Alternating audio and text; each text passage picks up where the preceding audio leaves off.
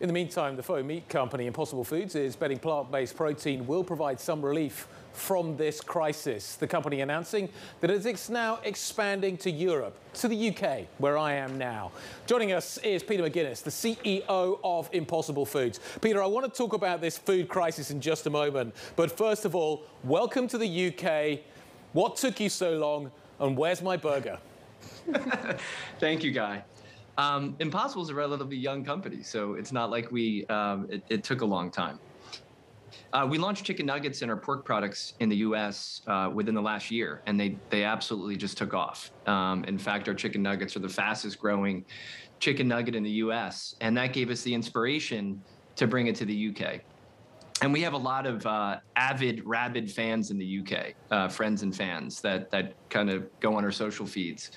So we're happy that as of today, you all across the pond in the UK can enjoy our products. So Peter, let's get to the inflation part of this scenario, because I feel like it can work both ways for you guys. On the one hand, as you know, chicken and poultry and eggs and everything is more expensive, and meat in particular, maybe it's good to get price parity for you guys. On the flip side, you're also going to have rising input costs.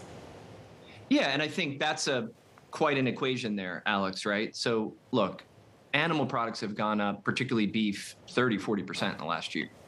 We've maintained our prices, and there's a couple reasons for that. One is we locked into long-term contracts, right? So a year ago, people would have thought that was crazy, right? It actually is quite beneficial now. So we have long-term contracts, we have redundancy in our supply chain, and we're growing at 65%. So we have hyper growth. So we have operating leverage, we have fixed cost absorption through that hyper growth. So when you add all that up, we've been able to maintain our margins and maintain our prices. And as you said, animal products have gone up. So we are very close in terms of price. But for us, price is not really the value proposition. It's a better for you, better for the planet product in addition to price. And now with technology, these products, particularly ours, are even preferred to the animal product in terms of taste and texture.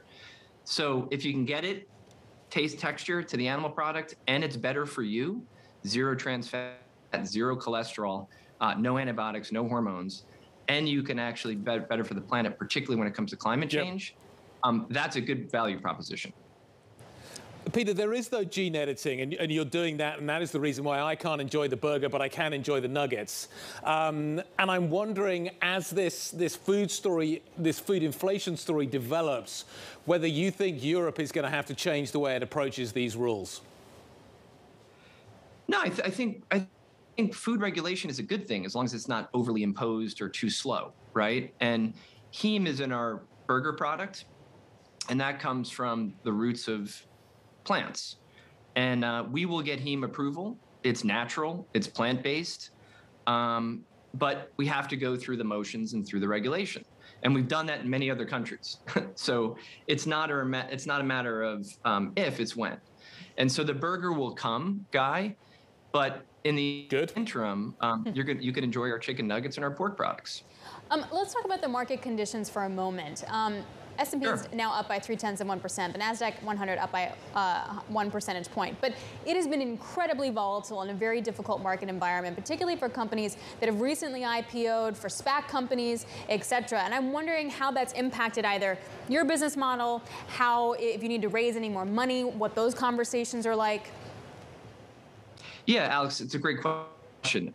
You know, we're fortunate enough to have a strong balance sheet and a good, strong cash position. So we're not in the market to raise money, and we're not going to go public imminently. We reserve the right to go public, and we will do so at the appropriate time when we need and want to. So for us, it's business as usual. We have enough cash on the balance sheet to invest in our distribution, in our brand, and in our innovation. So we're just going to keep going for now. Peter, before the volatility that we're seeing right now, was there a plan to IPO more imminently? Has timing changed? Timing hasn't changed with Impossible Foods. So I know there was a lot of speculation around, it was imminent. It was never imminent. It's on the table, and that day will come, and I will keep you guys posted. And I would love to be back on to talk about it, but that day is not now. All right. Well, when you come and you want to break that news, we're here for you. Before we let you go, though, I just want to go back to the cost part. And you mentioned that you had long-term contracts, which has helped your cost. When do the contracts roll off? And do you know how you're going to be renegotiating and how you manage that? Yeah, our long-term contracts are years, not weeks and months. So your previous guest said that some of this inflation is transitory, some of this is temporary, right? Because you'll find the economy is robust and there's innovation and ingenuity. So the world will find ways to produce more things that are in a deficit at the moment, right? Mm-hmm. So, 4, 6, 8, 10 months. So our contracts are long term. We're talking years. So there's no imminent need to renegotiate at this point. So we're in a strong, solid position right now in terms of our supply chain, ingredients. And so we feel good about the business, which is why we can continue to innovate, invest in the brand, and invest in our distribution.